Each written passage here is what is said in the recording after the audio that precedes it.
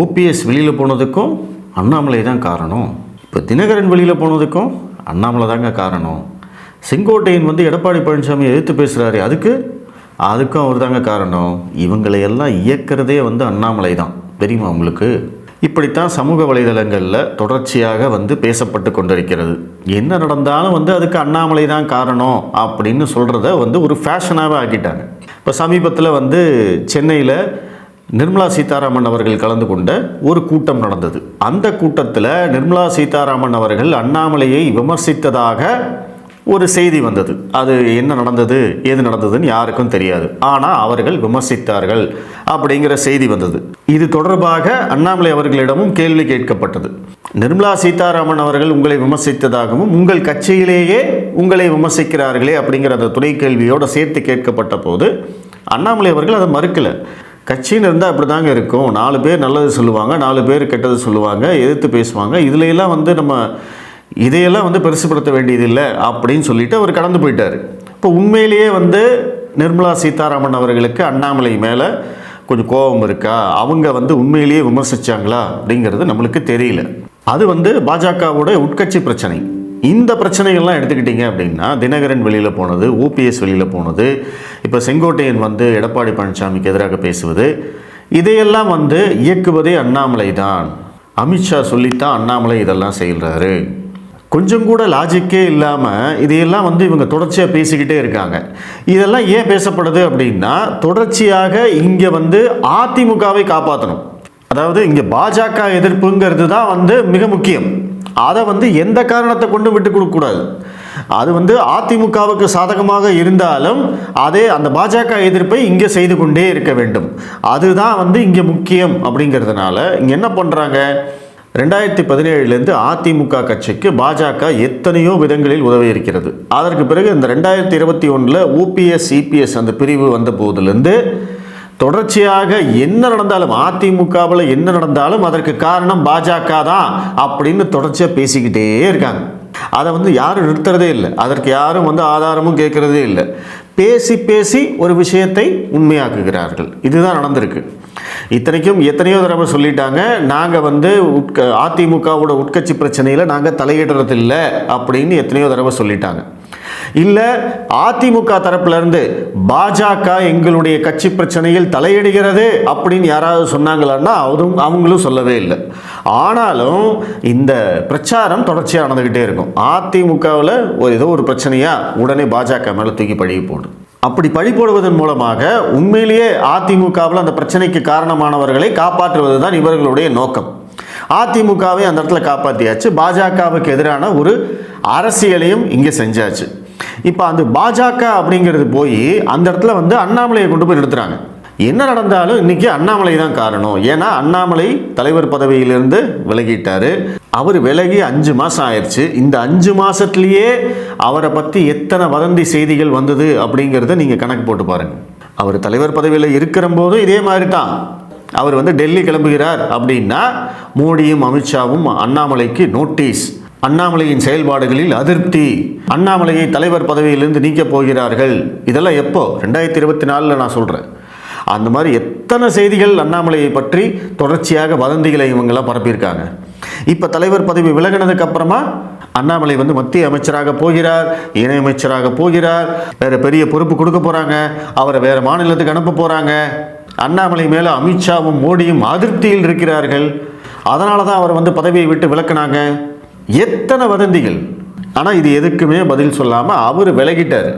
நான் வந்து கட்சி என்ன சொல்லுதோ அதை கேட்கிறேன், நான் வந்து காரியகர்த்தா, இந்த கட்சியின் ஒரு அடிப்படை தொண்டன், எனக்கு இப்போ எந்த பொறுப்பும் இல்லை, நான் எந்த முடிவும் எடுக்க முடியாத இடத்தில் இருக்கிறேன், நான் கட்சி சொல்கிறத நான் அப்படியே கேட்பேன், அதுதான் ஒரு தொண்டனுக்கு அழகு. எல்லா விளக்கமும் அவர் கொடுத்துட்டார். அவர் வந்து கட்சி கட்டுப்பாட்டை மீறி எதையும் சொல்லவும் இல்லை, செயல்படவும் இல்லை. இந்த 5 மாதத்தில் நம்ம எல்லாரும் பார்த்துட்டோம். அப்படி இருக்கிற போது இவங்க என்னவெல்லாம் பேசிகிட்டு இருக்காங்க. இன்றைக்கி வந்து ஓபிஎஸ் தினகரன் வெளியில் போனதுக்கான மையப்புள்ளி யாருக்கிட்ட இருக்குன்னா திரு நயினார் நாகேந்திரன்ட்ட இருக்குது. நீங்கள் நல்லா யோசிச்சு பார்த்தீங்கன்னா ஓபிஎஸ் வெளியில் போகிறதுக்கான காரணம் என்ன? அவர் வந்து பிரதமரை சந்திக்க விரும்பினார். அதற்காக நயினார் நாகேந்திரிடம் முயற்சி செய்தார். ஆனால் நயினார் நாகேந்திரன் சரியானபடி பதில் கொடுக்காததால் இவர் புறக்கணிக்கப்பட்டதாக கருதி ஓபிஎஸ் கூட்டணியிலிருந்து வெளியேறுகிறார். இன்று தினகரன் அவர்களும் நயினார் நாகேந்திரனைத்தான் குற்றம் சொல்கிறார். செங்கோட்டையன் அவர்கள் இந்த கட்சி ஒருங்கிணைய வேண்டும் அப்படின்னு சொல்கிறது வந்து பல வருடமாக பேசிக்கொண்டிருப்பது. இன்னும் சொல்லப்போனால் அண்ணாமலை அவர்கள் அரசியலுக்கு வருவதற்கு முன்னாடிலிருந்தே இந்த கட்சி ஒருங்கிணைய வேண்டும்ங்கிற குரல் இங்கே இருக்குது. அப்போ இன்றைக்கி வந்து அண்ணாமலை அரசியலுக்கு வந்து அவர் தலைவராகி 4 வருஷம் பதவியில் வகித்து அவர் இத்தனை வேலைகள் செய்ததுக்கு அப்புறமும் இன்னும் அதே குரல் கேட்டுக்கொண்டே இருக்கிறது. இன்றைக்கி வந்து அண்ணாமலை தான் அதற்கு காரணம்னு சொன்னால் எந்த முட்டாளாவது அதை நம்புவானா? ஆனால் அதை நம்பி பரப்பக்கூடியவர்கள் இன்று இருக்கிறார்கள். அதுவும் இன்றைக்கி பாஜகவிலேயே வந்து அண்ணாமலைக்கு எதிராக பேசக்கூடியவர்கள் வந்துட்டாங்க. இவர் வந்து கூட்டணியை கலைக்க பார்க்குறாரு, அதிமுகவுடன் கூட்டணியை வந்து சிதைக்க பார்க்கிறார், அமித்ஷா மோடி அவர்களை தாண்டி அவர்களுடைய பேச்சை தாண்டி அண்ணாமலை செயல்படுகிறார் அப்படின்னு. அதுக்கேற்ற மாதிரி தினகரன் அவர்களுடைய பேட்டி வேறு அப்படி கொடுத்துட்டார். இப்போ அண்ணாமலை இருந்த வரைக்கும் அவர் எங்களை மதித்து நடந்தாருங்க, எங்களை மரியாதையாக நடத்தினாருங்க, அண்ணாமலைக்கு எங்களுக்கும் நல்ல ரிலேஷன்ஷிப் இருக்குது அப்படின்னு அவர் சொல்லிட்டாராமா. அதனால் வந்து பார்த்தீங்களா, இந்த பேட்டியை பார்த்தாலே தெரியுது இல்லையா, அண்ணாமலை தான் இதுக்கு பின்னாடி இருக்காருன்னு. எங்கள் தினகரன் யார், அவர் எந்த கட்சியில் இருந்தார், எந்த பொசிஷனில் இருந்தார், எந்த அளவுக்கு பவர்ஃபுல்லாக இருந்தாருன்னு யாருக்காவது தெரியுமா? இங்கே ஓபிஎஸ் அப்படிங்கிறவர் அதிமுகவுடைய முன்னாள் முதலமைச்சர், 3 முறை அந்த கட்சியின் முதலமைச்சராக இருந்தவர். அப்படிப்பட்ட ஒரு நபர் அவர் வந்து 4 வருடங்களுக்கு முன்னாடி அரசியலுக்கு வந்த அண்ணாமலை அவர்களுடைய பேச்சை கேட்டால் செயல்படுவாங்க. இவங்க 2 பேரும் இவங்கெல்லாம் அரசியலில் பழந்துன்னு கொட்ட போட்டவங்க. ஒரு சிம்பிள் லாஜிக் வேண்டாமா? அவங்க வந்து அண்ணாமலை சொல்கிறத நம்பி கேட்பாங்களா?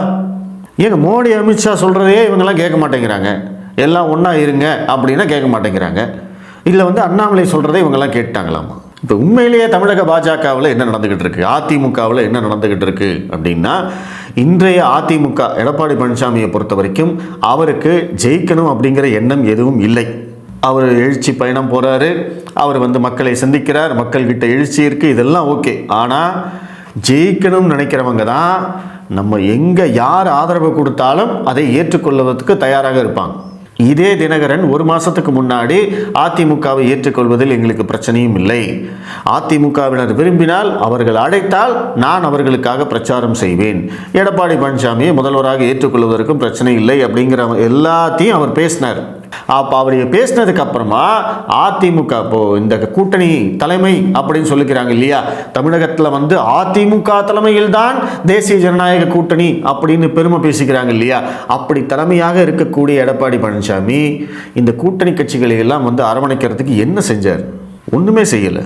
அவங்கள கண்டுக்கவே இல்லை.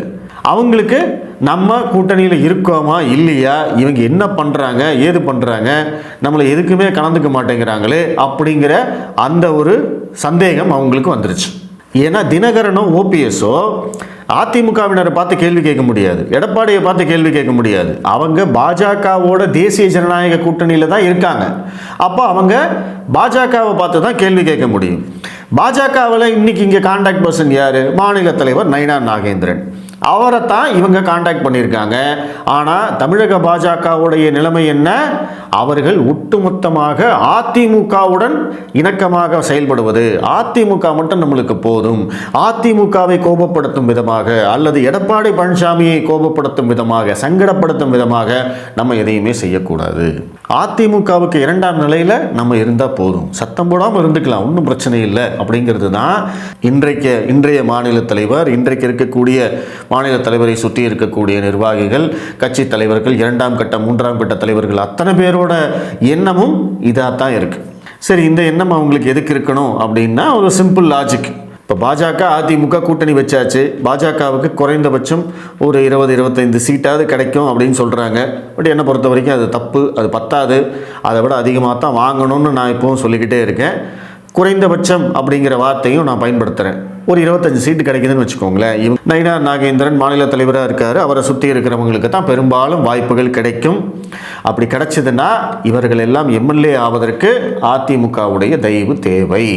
அப்போ இங்கேயும் சுயநலம் தான் இருக்கு. அதனால இவங்க என்ன பண்றாங்க, அதிமுகவுக்கு எவ்வளவு ஐஸ் வைக்க முடியுமோ ஐஸ் வச்சு, அவங்களுக்கு எவ்வளவு இணக்கமாக செயல்பட முடியுமோ அவ்வளவு இணக்கமாக செயல்பட்டு, அதிமுக மனம் குளிரும் வகையில், எடப்பாடி பழனிசாமி மனம் குளிரும் வகையில் இவர்கள் செயல்படுகிறார்கள். ஏன்னா இதில் நிறைய சிக்கல்கள் இருக்கு. ஒன்று, முதல்ல இங்கே இருக்கக்கூடிய தலைவர்களுக்கு அவர்களுக்கு வாய்ப்பு இருக்கிற அந்த தொகுதிகள் வேணும்.